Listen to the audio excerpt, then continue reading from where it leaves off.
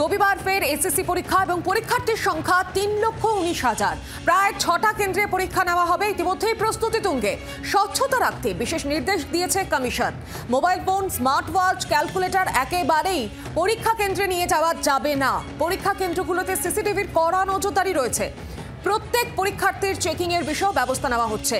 নিরাপত্তা এবং প্রশ্নপত্রের নিরাপত্তার জন্য বৈঠক করা হয়েছে। দফায় দফায় জেলা প্রশাসনের সঙ্গে বৈঠক করেছে কমিশন।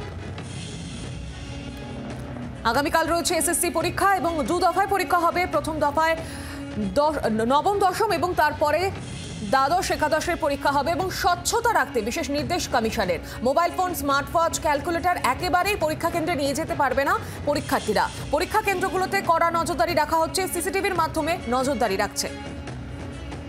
আরো বিস্তারিত জানবো গোটা বিষয় নিয়ে। সঙ্গে রয়েছেন আমার সঙ্গে সরাসরি প্রতিনিধি শ্রেয়সী গঙ্গোপাধ্যায়। শ্রেয়সী, কি জানা যাচ্ছে?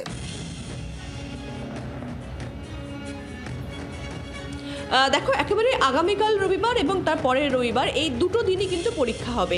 এক্ষেত্রে তোমাকে জানিয়ে রাখি যে আগামীকাল আমরা যেরকমটা জানি যে নবম দশমের পরীক্ষা হবে এবং পরের সপ্তাহে যেটা হবে 11-12 পরীক্ষা হবে। এখন সুপ্রিম কোর্টের নির্দেশেই কিন্তু কার্যত এই যে পরীক্ষা, সেই পরীক্ষা হচ্ছে এবং সেই জায়গা থেকে দাঁড়িয়ে পরীক্ষা ঘিরে যাতে নতুন করে কোনো অভিযোগ বা কোনো অস্বচ্ছতার প্রশ্ন যাতে সামনে না আসে সেই দিকে কিন্তু বিশেষ নজর রাখছে কমিশন। যেটা কমিশন সূত্রে ইতিমধ্যেই জানা গিয়েছে যে এক্ষেত্রে কিন্তু প্রত্যেকটা পরীক্ষা কেন্দ্রে পরীক্ষার্থীদের বলা হয়েছে যে তারা 10টার মধ্যে ঢোকেন। তার কারণ এক্ষেত্রে প্রত্যেকে কিন্তু ফ্রিস্কিং বা চেকিং হবে। নির্দিষ্টভাবে জেলা প্রশাসনের সঙ্গে এই নিয়ে কিন্তু বারবার কথা বলা হয়েছে। এছাড়া প্রতিটা পরীক্ষা কেন্দ্রে সেক্ষেত্রে সিসিটিভির নজরদারি থাকছে। তাছাড়াও যেটা বলা হচ্ছে যে এক্ষেত্রে প্রত্যেক পরীক্ষার্থী তিনি জলের বোতল নিয়ে ঢুকতে পারবেন, কিন্তু সেই জলের বোতলকে ট্রান্সপারেন্ট হতে হবে। যে বল পেনটা তিনি ইউজ করবেন সেই বল পেনটাও কিন্তু ট্রান্সপারেন্ট হতে হবে। এর পাশাপাশি যেটা বলা হচ্ছে যে তার যে ফটো আইডি কার্ড অথবা তার যে অ্যাডমিট কার্ড সেটাও কিন্তু তিনি নিয়ে ঢুকবেন। যে ফোল্ডারটা, সেই ফোল্ডারটাও কিন্তু ট্রান্সপারেন্ট হতে হবে। ফলে সামগ্রিকভাবে নিরাপত্তার দিক থেকে কিন্তু একাধিক ব্যবস্থা নেওয়া হচ্ছে এবং ইতিমধ্যেই যেটা আমরা জানি যে সমস্ত কাস্টোডিয়ানদের কাছে প্রশ্নপত্র ইতিমধ্যেই পৌঁছে গিয়েছে। ফলে সামগ্রিকভাবে সমস্ত কিছু নিয়ে রেখে দফায় দফায় স্কুল সার্ভিস কমিশনের পক্ষ থেকে তারা কিন্তু সেক্ষেত্রে কথা বলেছেন, জেলা প্রশাসনের সঙ্গে কথা বলেছেন, বৈঠক করেছেন এবং সামগ্রিকভাবে পরীক্ষা যাতে সুষ্ঠুভাবে হয়, সঠিকভাবে হয়, কোনো নতুন করে কোনো অভিযোগের জায়গা তৈরি না হয় সেদিকে কিন্তু বিশেষ নজর রাখছে স্কুল সার্ভিস কমিশন। ধন্যবাদ শ্রেয়সী।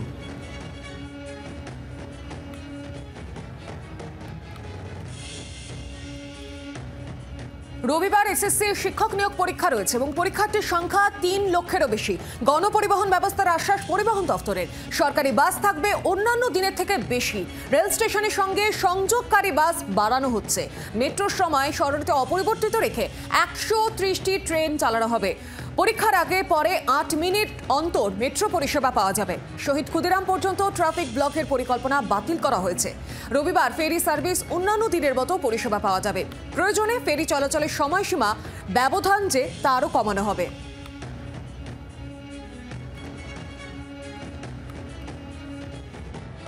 5.5 লক্ষ পরীক্ষার্থী রবিবার স্কুল সার্ভিস কমিশনের পরীক্ষায় বসতে চলেছেন। তাদের যাতায়াতের সুবিধার জন্য ইতিমধ্যেই রাজ্য পরিবহন দপ্তর নিজের সরকারি বাস অর্থাৎ WBTC এবং হুগলি নদী জলপথ পরিবহন সমিতিকে সম্পূর্ণ পরিকাঠামো নিয়ে তৈরি থাকার নির্দেশ দিয়েছে। পাশাপাশি মেট্রো এবং সাধারণ লোকাল ট্রেনের ক্ষেত্রেও পরীক্ষার্থীদের সুবিধার কথা মাথায় রেখে পরিষেবাগত বেশ কিছু রদবদল করা হয়েছে। অর্থাৎ অন্য রবিবারের তুলনায় আগামীকাল অনেক বেশি এবং পর্যাপ্ত পরিবহন বা গণপরিবহন এই সমস্ত পরীক্ষার্থীরা পেতে চলেছেন বলে পরিবহন সূত্রে খবর। জি 24 ঘন্টার জন্য ক্যামেরায় তরুণের সঙ্গে অয়ন, কলকাতা। বাংলার আওয়াজ, বাঙালির আবেগ, জি 24 ঘন্টা।